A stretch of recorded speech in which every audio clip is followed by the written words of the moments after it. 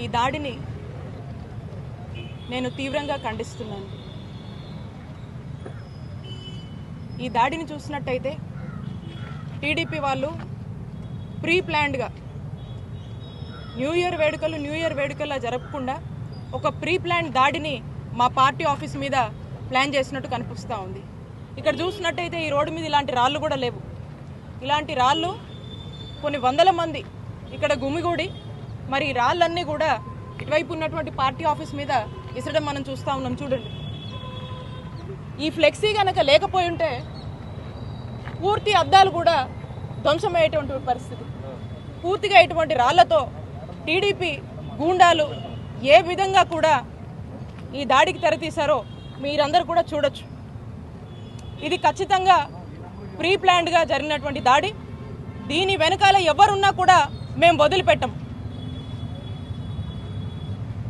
ఒక మహిళగా నేను ఇక్కడ ఈ రోజున ఈ పార్టీ ఆఫీసు ఒక బీసీ మహిళగా ఈరోజు మనం ఇక్కడికి వచ్చి ప్రజలందరి మధ్య కూడా ప్రజా సేవ చేస్తూ ఉంటూ మరి ఈ పార్టీ ఆఫీస్ని ఈరోజు ప్రారంభించుకోవాలి ఈ నూతన సంవత్సరం సందర్భంగా అని చెప్పి మరి ఇక్కడ ఏర్పాట్లు జరుగుతూ ఉంటే మరి ఈ రోజున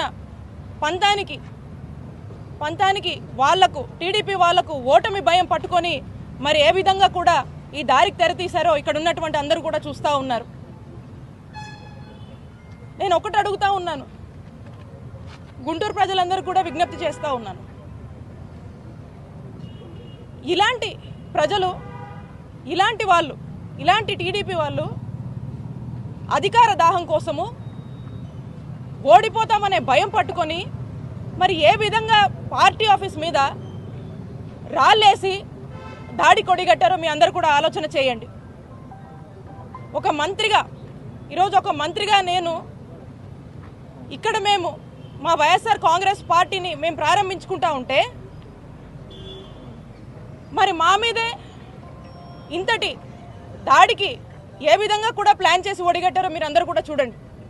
మరి ఇలాంటి ప్రజలు అధికారంలోకి వస్తే ఏమవుతుందో ఒకసారి ఇక్కడ ఉన్నటువంటి సామాన్య ప్రజలు గుంటూరు ప్రజలందరూ కూడా ఒకసారి ఆలోచన చేయవలసిందిగా కోరుతా ఉన్నాను.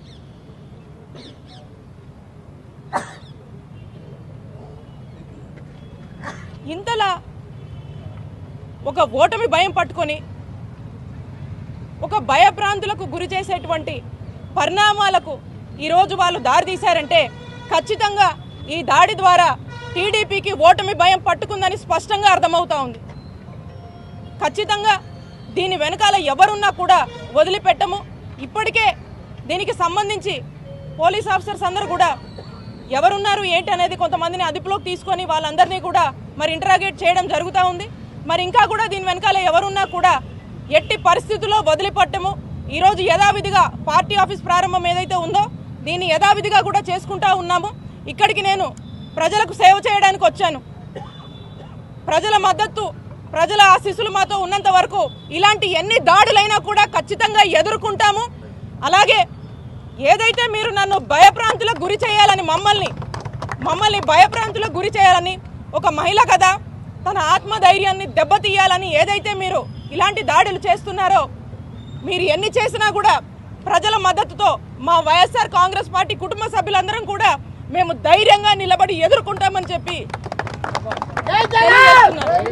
ఖచ్చితంగా దీని వెనకాల ఎవరున్నా కూడా వదిలిపెట్టము. ఖచ్చితంగా దీని గురించి ఎంతవరకైనా కూడా మేము ఖచ్చితంగా నిలబడి వారికి ఖచ్చితంగా సరైన గుణపాఠం మేము కూడా చెప్తాము. ఎవరిని కూడా వదిలిపెట్టమని చెప్పి ఈ సందర్భంగా తెలియజేస్తున్నాను.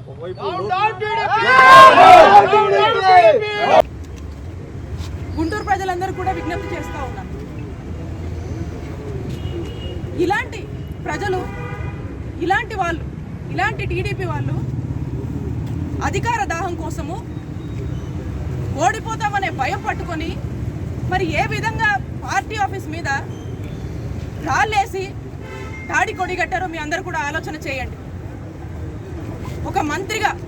ఈరోజు ఒక మంత్రిగా నేను ఇక్కడ మేము మా వైఎస్ఆర్ కాంగ్రెస్ పార్టీని మేము ప్రారంభించుకుంటా ఉంటే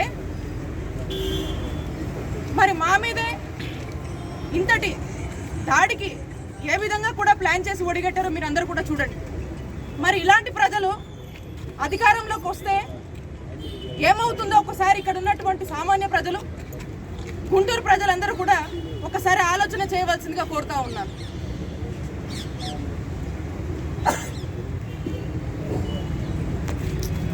ఇంతలా ఒక ఓటమి భయం పట్టుకొని ఒక భయభ్రాంతులకు గురి చేసేటువంటి పరిణామాలకు ఈరోజు వాళ్ళు దారితీశారంటే ఖచ్చితంగా ఈ దాడి ద్వారా టీడీపీకి ఓటమి భయం పట్టుకుందని స్పష్టంగా అర్థమవుతా ఉంది.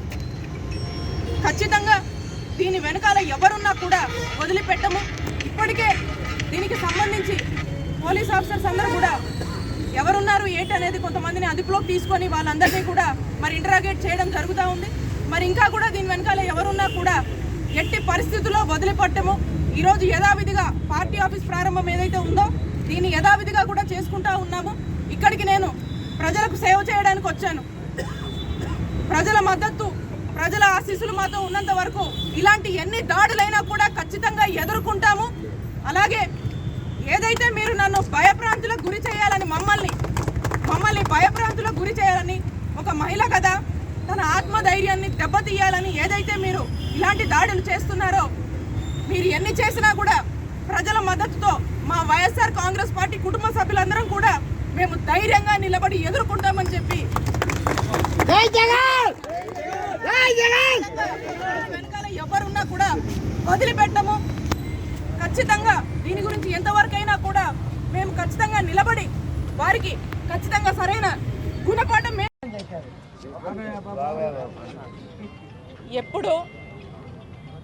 ఎప్పుడు చంద్రబాబు నాయుడు గారు కానీ లోకేష్ గారికి కానీ బీసీలు అంటే ఎప్పుడు కపట ప్రేమే.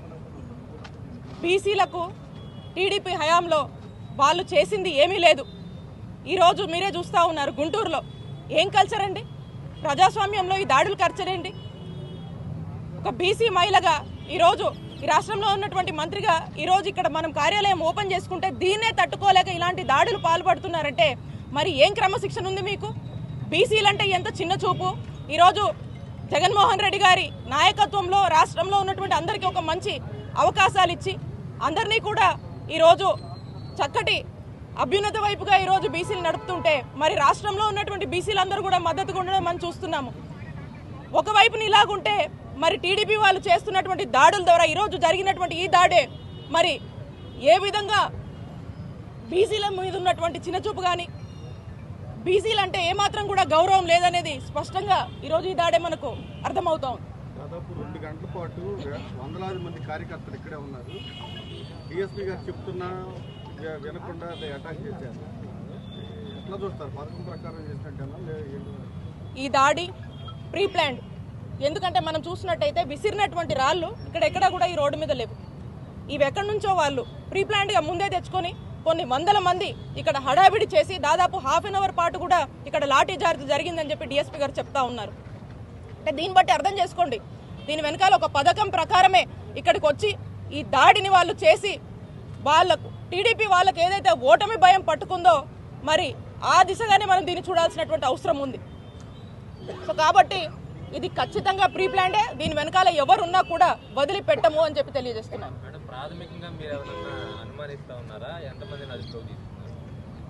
ఇప్పటికి డిఎస్పీ గారు వచ్చేసి ఒక 30 మందిని అదుపులో తీసుకున్నారు. ఇంకా కూడా తీసుకురావాల్సిన వాళ్ళు కొంతమంది ఉన్నారు.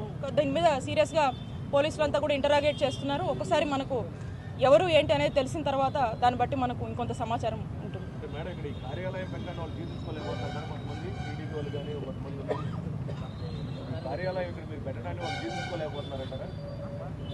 పార్టీ అన్నాక కార్యాలయము ఎవరు ఎక్కడైనా పెట్టుకుంటారన్నా, ఈ కార్యాలయాన్ని మనం ఇక్కడ నుంచే మన విధులన్నీ కూడా నిర్వహిస్తున్నాం పార్టీకి సంబంధించి. మరి ఖచ్చితంగా వాళ్ళు ఓర్వలేకనే ఇది చేసినట్టుగా మనకు స్పష్టమవుతా ఉంది.